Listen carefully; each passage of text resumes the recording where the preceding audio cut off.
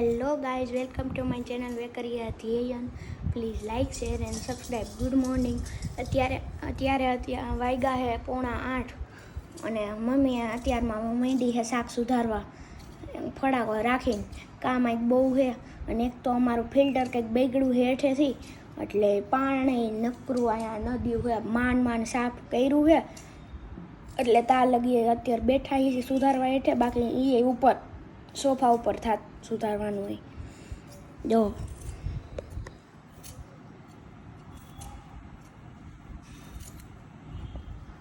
બટેકાનું શાક કરસ ને? બટેટાનું શાક કેરીનો રસ. મજા આવી જાય ને તો ખાવામાં. તોમાં બે બાપ દીકરા છે ખાવાનું. બાપ ગમે હાલે. વાત ગમે એવી હાલે. કાંઈ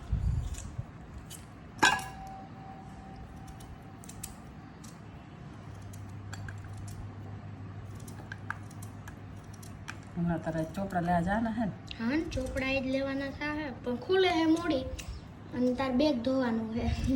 ધોઈ નાખીશ એટલે મેં પલાળ દઉં. પલાળ દે, પછી બપોરે ધોઈ નાખ દે. એટલે ચોપડામાં અમે જઈને પૂછું જૂના ચોપડાનું શું કરવાનું હોય છે? જૂના ચોપડા બધા ભંગારમાં દે, આ નાના સ્ટાન્ડર્ડ વાળાઓને અડધા પ્રાઇઝમાં દઈ દે. તો એ પાછો હોય હાલે? સેમેસ્ટર ફરી ન જાય? અમુક વાર ફરી જાય એટલે કે ને કે આ સેમેસ્ટરનું આ છે, એ કદાચ હરખું મેચ થઈ જાય તો એ લઈ લે અડધા ભાવમાં. બીજા જા દેના વસ્તીમાં. આ કેવું કે અમારા વખતે કેવું હતું ખબર છે બાલા? હા, અમારા વખતે એવું હતું કે દાખલા તરીકે મારાથી જે પાછળ ભણતું હોય ને, એ ચોપડા અમે એને અડધી કિંમતમાં વેચી નાખી, જેથી કરીને અમને એ પૈસા કામ આવે. અમારે નવા ચોપડા લેવાના હોય એટલે એ પૈસા એમાં અમે વાપરી અને અડધા નાખીએ એટલે અમારે આવી જાય, અને પાછળના સ્ટાન્ડર્ડ વાળાઓને એની હેલ્પ થઈ જાય. એની હેલ્પ થઈ જાય. અને એમ તો કહું અમારે કદાચ મારાથી આગળના ધોરણ જે ભણતા હોય એના જૂના લઉં તો કોઈ વાંધો નથી, ઓછા પૈસામાં આવી જાય. નવા લેવા હોય તો પછી જાજા પૈસા નાખવા પડે. કોઈ પાસે એટલા બધા પૈસા જ નહોતા. ત્યારે બધા ગરીબ જ હતા, બધા ટૂંકમાં ગુલામીમાં હતા ને બધા. ગુલામીમાં નહોતા, પણ એટલી બધી ઇકોનોમી નહોતી. એટલે પૈસાનું કાંઈ નહીં. તે બધું તમને તો 2 રૂપિયામાં આખા ગામ ફરી આવતા હશો ને તમે તો? 2 રૂપિયા ટિકિટ હોય રાજકોટની. રાજકોટથી વધારે જવું છે 2 રૂપિયા, રૂપિયો, 1.5 રૂપિયો ને એમ જ ટિકિટ હતી. અટાણે તો ટિકિટ 50 બસમાં જવા વાળું કોઈ નંબરે. બધાને પોતાની ગાડીઓ ને વાહન ને એ બધું.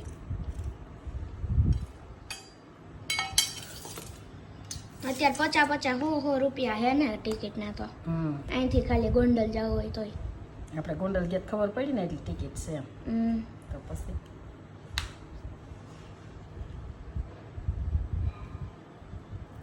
બસમાં કોઈ અત્યારે જાજુ કોઈ ટ્રેવલ હતું જ નહીં, જોયું ને કોઈ હતું ને આખી બસ ખાલી. તોય હાવ એમ નહોતું, તોય વાહન સીટ આખી ખાલી હતી. તમે પોળા થઈને બેસી ગયા કામ આવી. સગવડતા સરસ છે, પણ કોઈ જવું નથી બસમાં.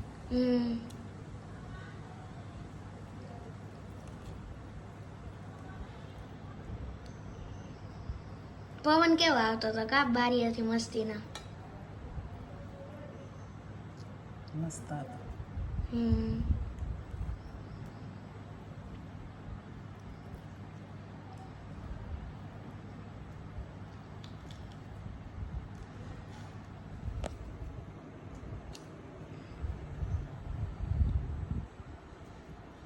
પપ્પા ઉઠે ને એટલે ચોપડા લઈ આવજો.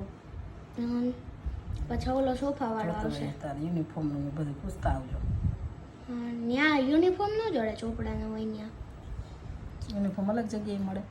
ઈ સ્કૂલે જઈને જડે એની પ્રોપર દુકાન હોય. ઓલી વખતે અમે બૂટ લેવા ગયા હતા ત્યાં હતા.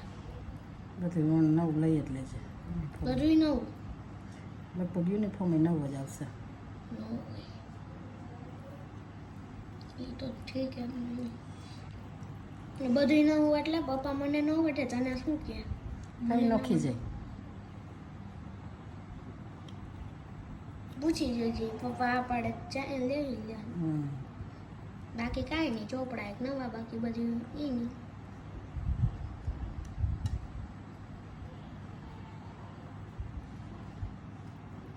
હાલો તો બસ હવે આટલો તો બસ હવે વ્લોગને આપણે એન્ડ કરીએ છીએ બાય બાય